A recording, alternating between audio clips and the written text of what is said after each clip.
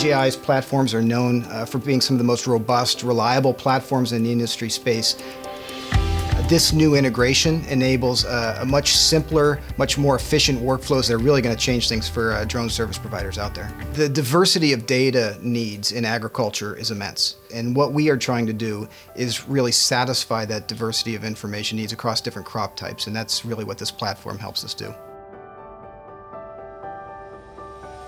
Prior to this payload, the operator had to monitor flashing lights on board the aircraft to understand if the sensor is operating properly. This direct link to the payload from the operator's interface, we can just send direct messages from the sensor to the operator so they know exactly what's happening. Having the new program that's going to allow us to fly over more acreage will allow us to get complete images of some of these larger ranches that we just weren't able to do before. This is all about being efficient.